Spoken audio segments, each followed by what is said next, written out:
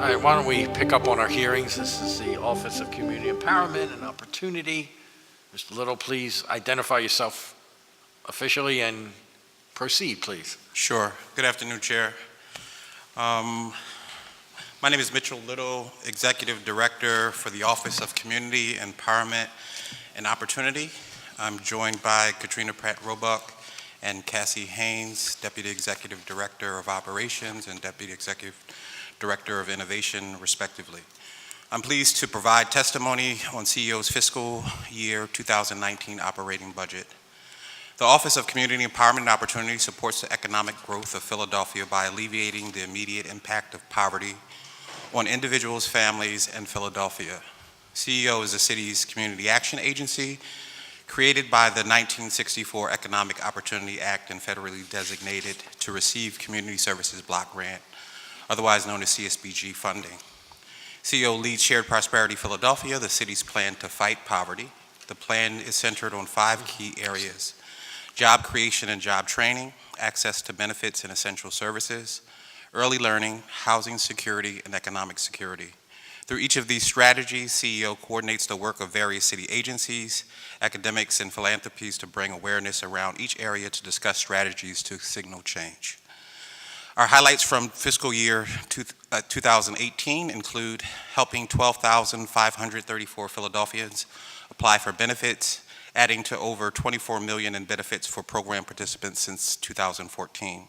Providing direct assistance for eviction prevention by funding rental assistance program administered by OHS and acting as the co-lead of the city's newly formulated eviction task force, recommendations from which will be presented to the mayor and city council in the coming months. Providing funding for Philadelphia's Department of Public Health lead and healthy homes programs, which treated hazards in 273 homes in 2017, assisting 564 children. Supporting financial empowerment counseling that has helped 12,000 households since 2014 save an average of $1,024 and increase their credit scores by the average of 48.9 points. Supporting 1,063 students annually across 4 high schools through Promise Corps, a job and career readiness program housed in West Philadelphia, Promise Zone.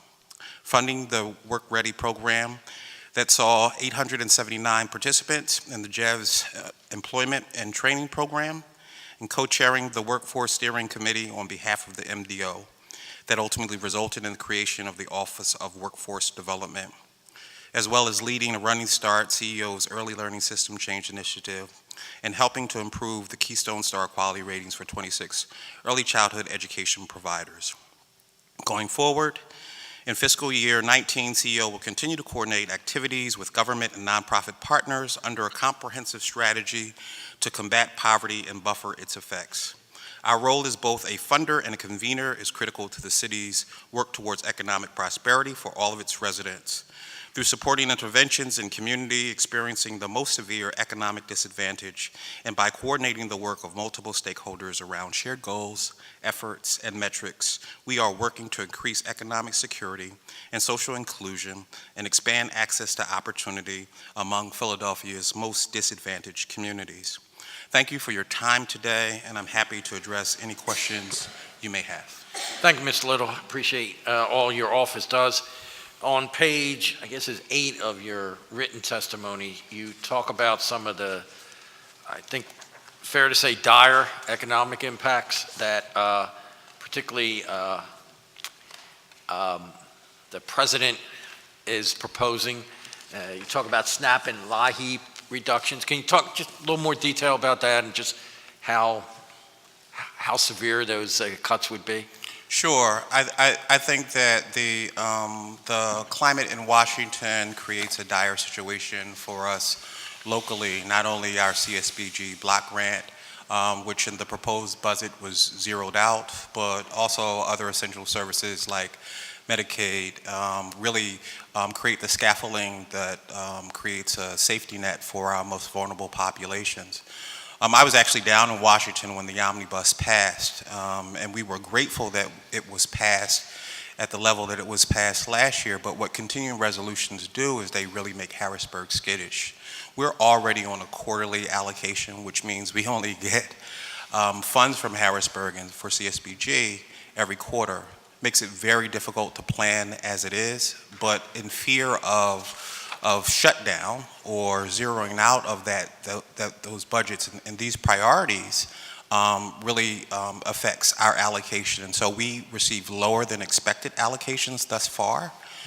Based on that, even though the omnibus passed, we're hopeful that we will receive funding to last year's level, but we're not assured of that. So these funds always remain at risk as long as they are to protect the most vulnerable, at least in this current climate. Yeah, well, I think we would agree. There's some priorities a little mixed up coming out of Washington. On that same level, I think the president just recently signed an executive order pushing for welfare to work requirement. I don't know if you would call them restrictions, but certainly there's I assume that's going to affect also the folks that you serve through your office. Could you maybe go into that a little bit too? That's exactly right. In fact, the DHS secretary is here today holding town meetings, her and her staff, with participants from the workforce system here locally.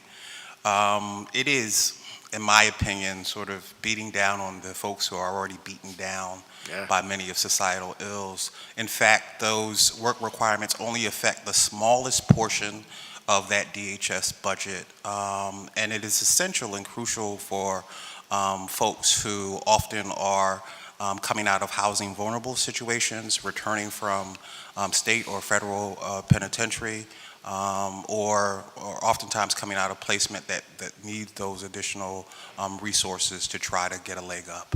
Yeah, it seems like the people that can least afford getting hurt are going to get hurt through all this. But I think Councilman Jones, I think we both could go on about some of the things going on in Washington. But just one other question before I turn it over to the Councilman. I think we talked before about one of my favorite subjects, the earned paid sick leave law, and you said that you often will let people know that come to you for services about that, especially if they're working people. Is that still something you do, to keep people informed? Because as much as we thought we talked a lot about that in here, still a lot of people don't know about it. So that's correct. So anytime we are able to engage one-on-one with community members, we include that information. So whether it's through our beneficiary work or our financial empowerment work, we often sort of include that information. I think that, I heard a stat that sort of home care, early childhood care folks and restaurant or customer service workers will ultimately make up 70% of the workforce. And those individuals go without benefits. They go without sort of predictable schedules. Right.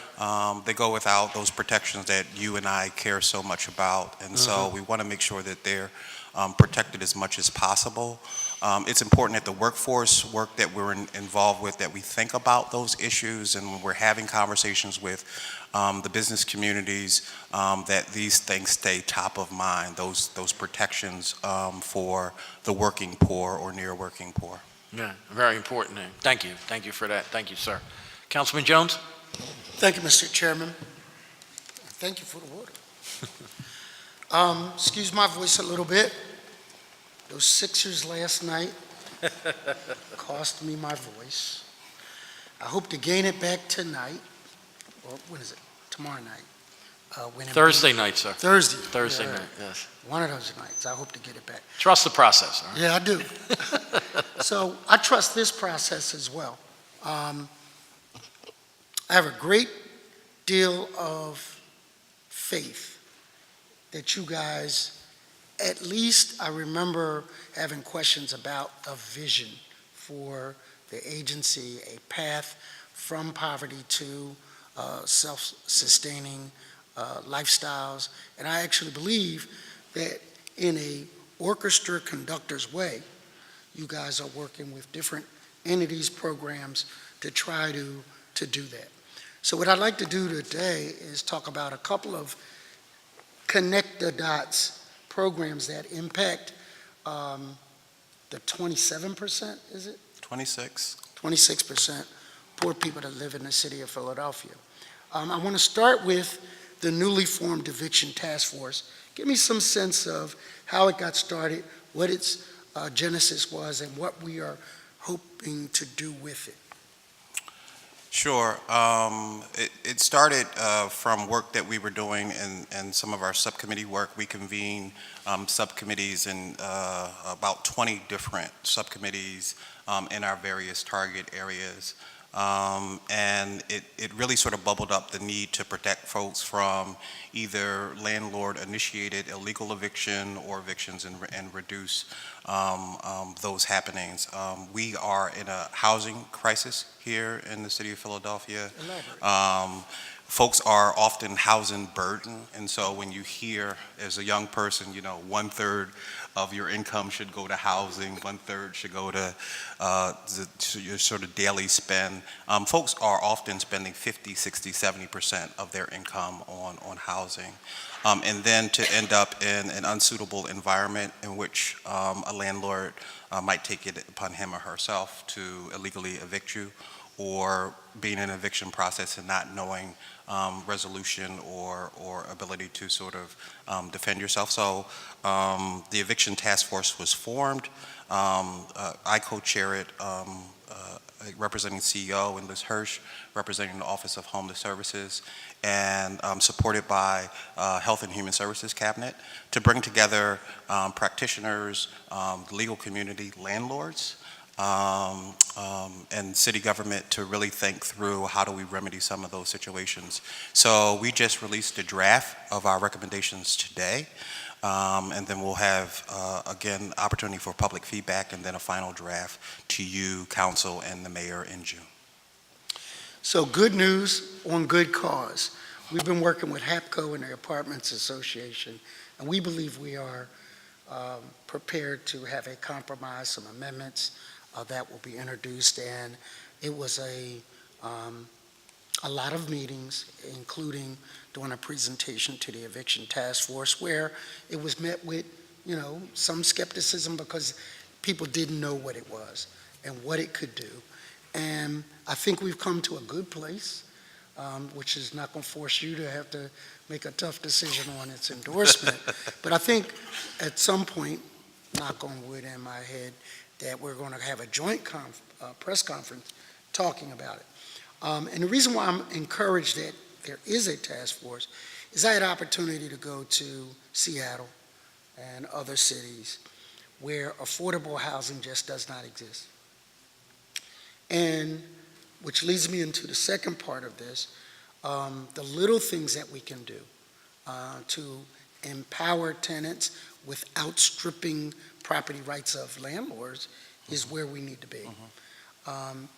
My concern is that if I were to ask my colleague or any of the other 16 members, what is the Philadelphia's strategy for affordable housing, and say it in 50 words or less, I don't know if we could do that.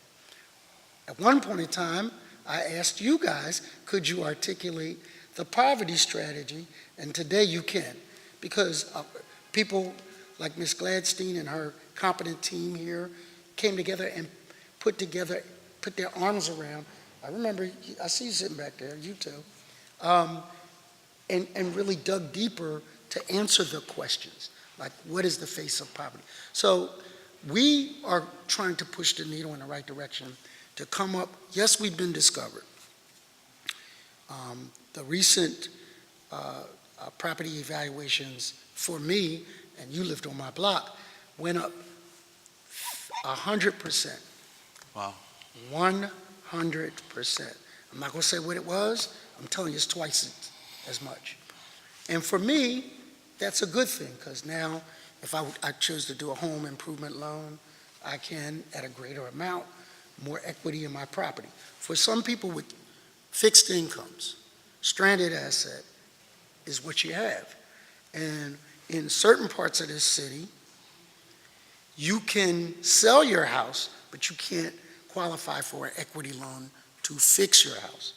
So it is changing the dynamics of neighborhoods. That Eviction Task Force and an affordable housing strategy is key. My colleague was happy because we came up with a compromise that added 500 new units of affordable housing.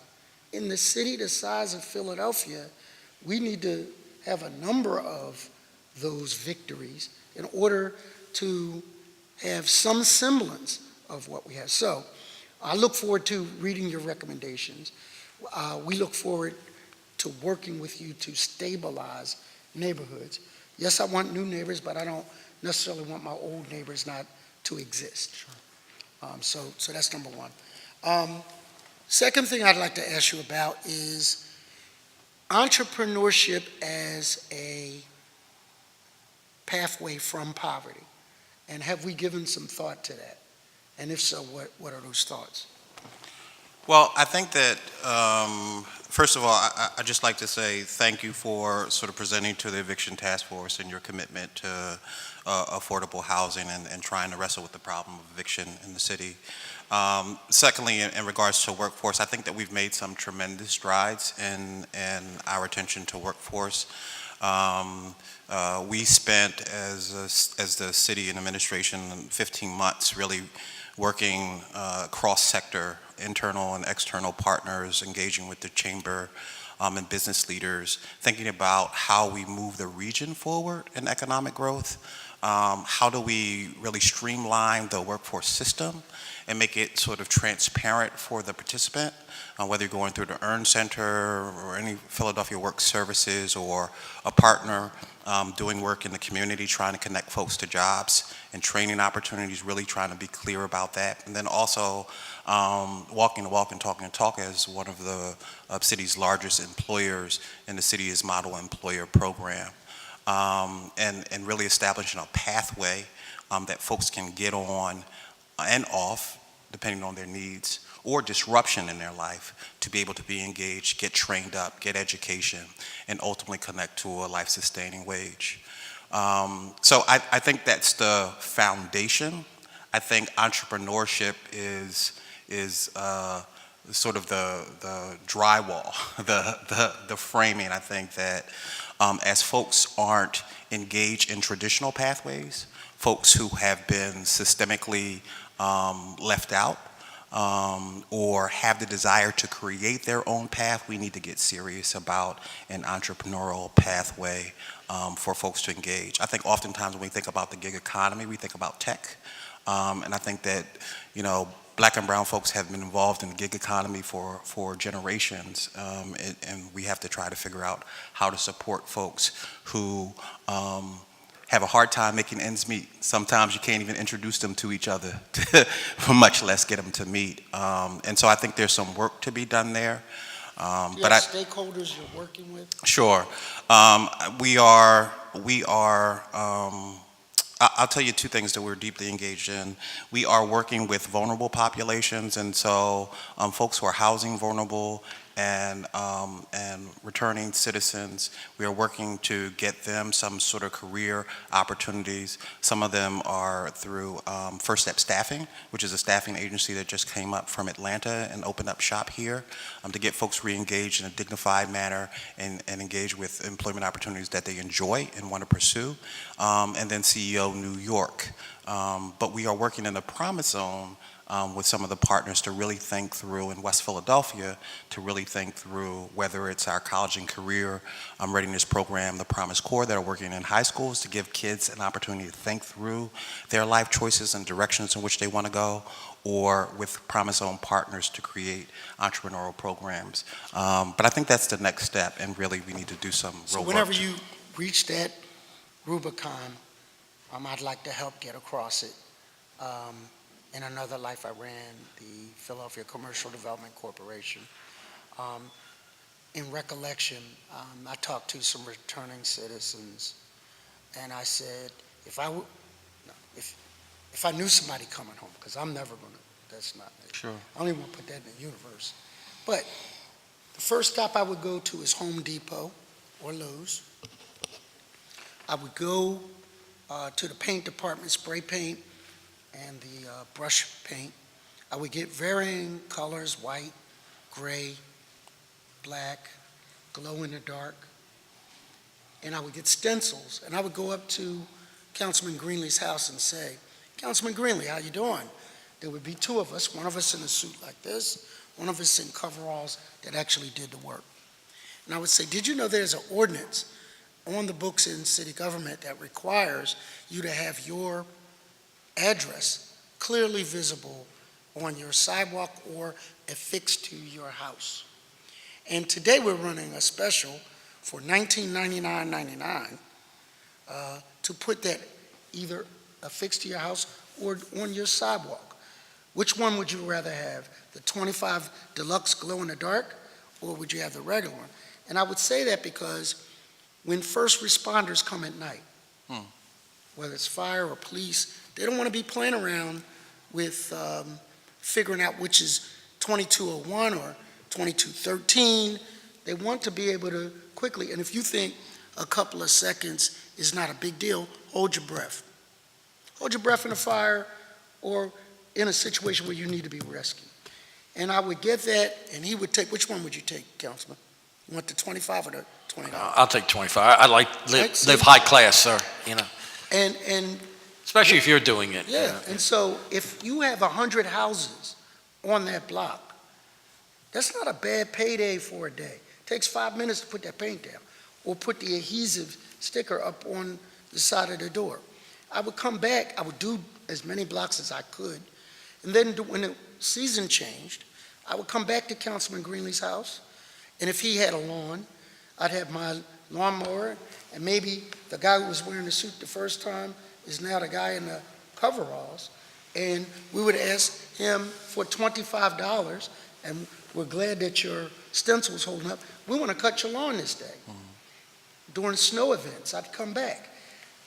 There are neighborhoods, Overbrook Park Civic has a Uber-style snow removal service where you call in and some kids show up. 15 minutes later, take a picture of your front step. It goes back to the people and they give a price. And they do, those are simple things. And there are 10 ideas like that that are entrepreneurial, and nobody really cares what your past was. You evolve that to a $100 porch makeover or snow removal on commercial corridors with a machine as you build your capital. Those are pathways out of poverty that give people dignity. When you are ready to start to explore those things, you get us a couple of people that know how to write business plans, a couple of sources of micro capital, and let's give it a launch. Because I truly believe that, the $15 hour movement, I'm for. I'm going to vote for it every time this liberal guy introduces a wage increase, right? But as you start to look at McDonald's going to robotics, we need to really start to shift how we do that. So just something I would let you know. We appreciate that, Councilman. We'd love to work in partnership with you and engage other city departments in that conversation as well. So I want to thank you for doing the exercise Poverty for a Day. What was it called? The poverty experience. Yeah, the poverty experience, where I was hoodnapped. It's a story for another day. Oh, okay. And Is there video or? There's a video. Oh, okay, all right. And I had to save the experiment by sacrificing myself. But it was an interesting exercise because people did not understand the time it takes, the effort it takes, the expense it incurs to be poor. That's correct. And talk about that a minute. Yeah, I think you're absolutely correct. I mean, this exercise was, and I'll let Katrina talk a little bit more about it too, was hosted by a facilitator from HUD.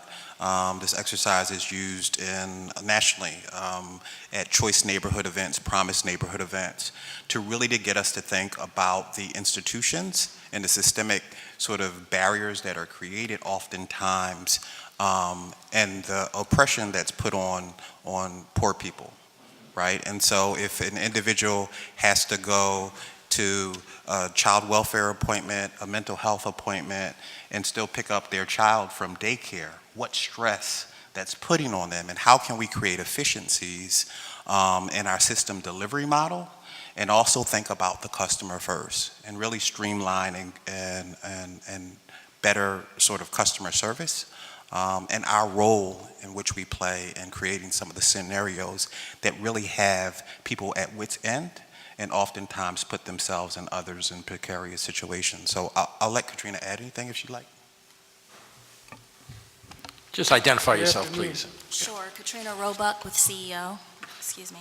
I'd just add to that I think the exercise really highlighted the uncompromising circumstances that people are in. So to Mitch's point, needing to make several appointments to stay in compliance with a plan that a case manager might be working with for a person, or someone who is not a part of a safety net service system, just trying to really figure it all out by themselves.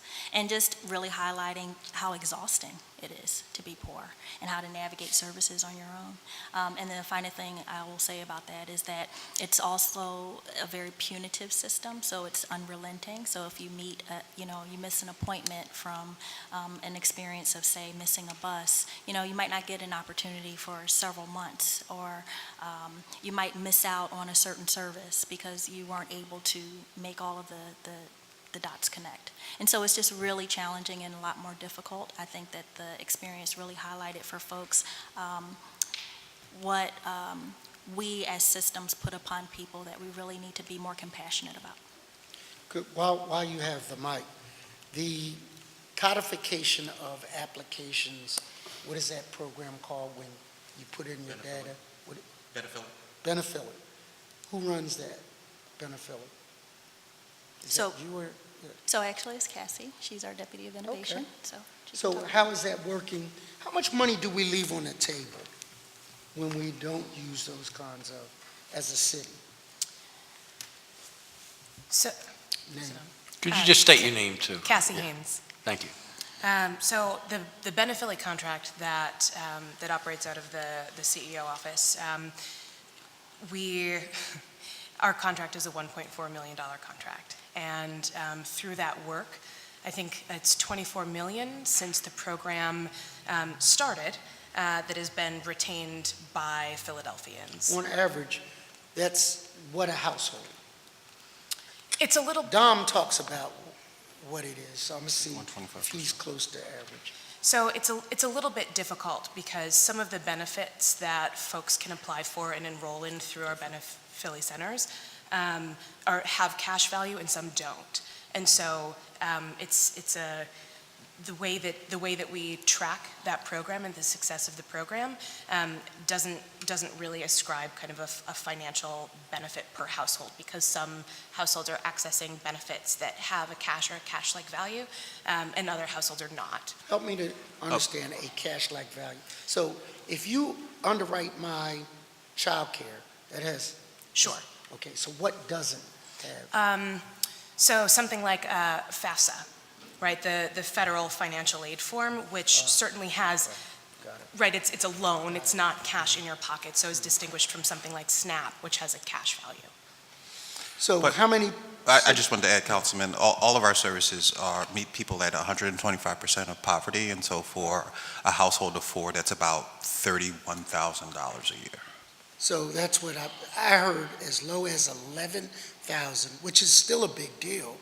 And now I've heard this number, that if you apply for everything that you're eligible for, and the most gripping one, Senator Hughes and Representative Cephas talked about the Medicare things that we leave on the table.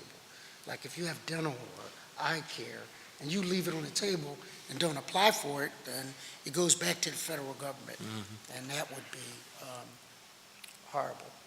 So on average, if I'm working with the eviction task force, the average rent in the city of Philadelphia now is $1,100. Is that about right? Approximately. So what minimum wage do you have to have in order to meet your monthly obligations if rent is $1,100 and you're a family? And I know you don't have to do the math right there, but give me some sense of what it takes to live in the city of Philadelphia these days. The Pew Charitable Trust estimates that for a family of 4 living in a 2-bedroom apartment, and that's taken from the average 2-bedroom, so that could be a 2-bedroom in Kensington or it could be a 2-bedroom in Rittenhouse, so it's an average across the city.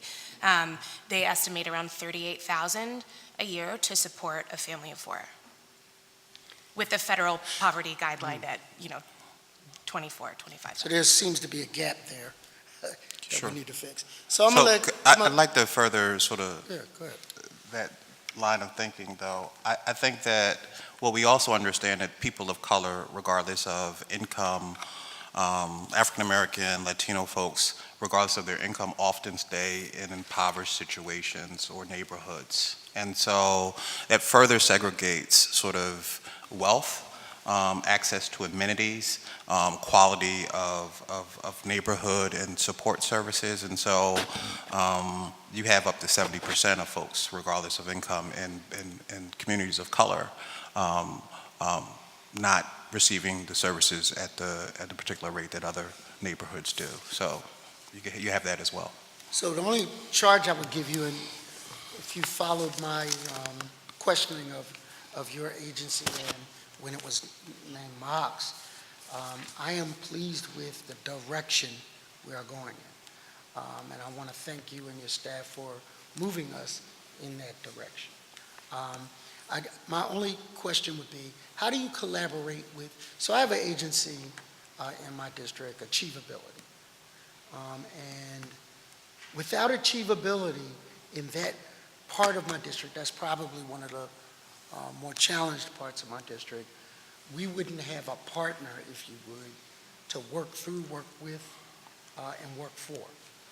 How do you collaborate with those kinds of agencies? Do you work together? Do you have a coffee and brunch where you think of strategies? Does that, I hope it does, but does it happen? Sure. I think that we take our work very seriously, and I didn't want to leave here without sort of referring back to our poverty exercise. None of what we do we take slightly.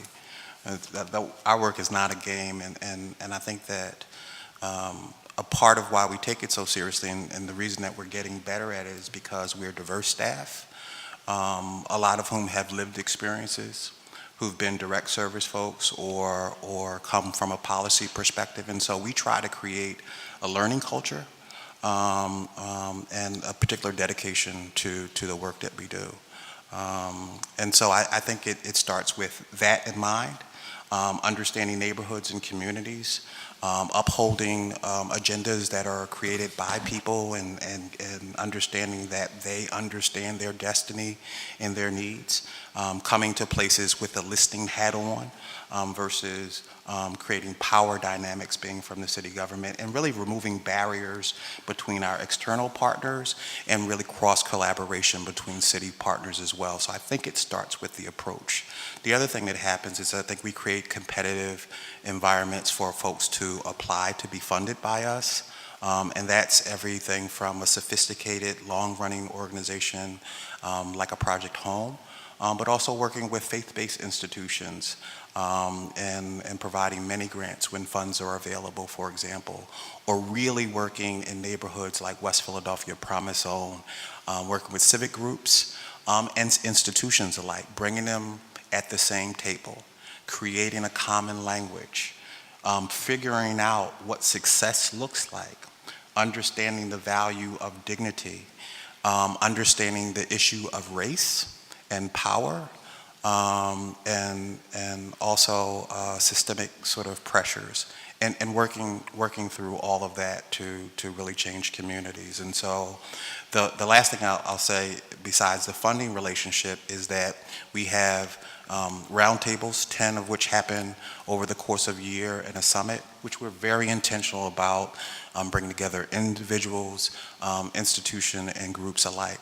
We also, as you know, travel through councilmatic districts and make sure that we are meeting people where they are, supporting activities, whether they're block captain events or community events. So what happened to my It's still there. You had them. You had them. I love that mobile. So I just want to, again, thank you and your staff for your intense laser beam focus on the issue of poverty, not just poverty, but how to pathways out of poverty, which I think are the other counterbalance. The collaboration with the Eviction Task Force and agencies like Achievability, I think, is key, because the yoke of the Washington experience will not be on us forever, and people will be scrambling to look to creative ways That's right. to address poverty, not the same old ways of the 60s, no disrespect either, but modernizing that poverty experience and pathways out. So thank you again. Thank you, Mr. Chairman. Thank you, Councilman. If I could just have one other question as I'm looking through here. I see in your budget detail, you show a $500,000 reduction in homeless engagement centers. What was the reason for that? Just financial or economic issues, or? That's the Hub of Hope funding, and I'll invite Oh, we know about Hub of Hope, yes, very good. Very proud Deputy of that Manager one. Director Eva Gladstein up. Yes.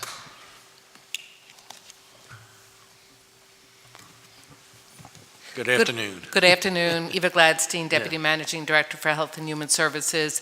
The Hub of Hope, that was a mid-year transfer Okay. into CEO to help fund the Hub of Hope when it opened in January.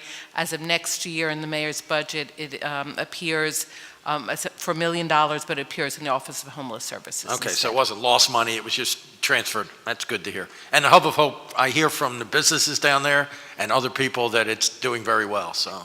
Yeah, the initial reports are great. They're serving Yes. over 300 people Yeah, a day. And lined up in the morning, I understand, yes, very And they've been good. able to place a number of people in shelter, which is particularly impressive. And that's the ultimate, that's what we're really looking for, not just the, Long-term affordable housing, but yes. there you go.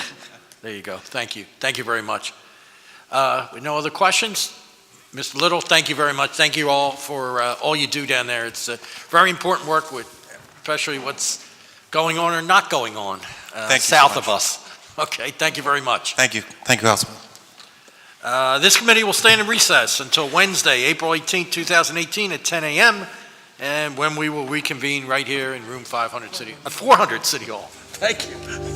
Oh, you go.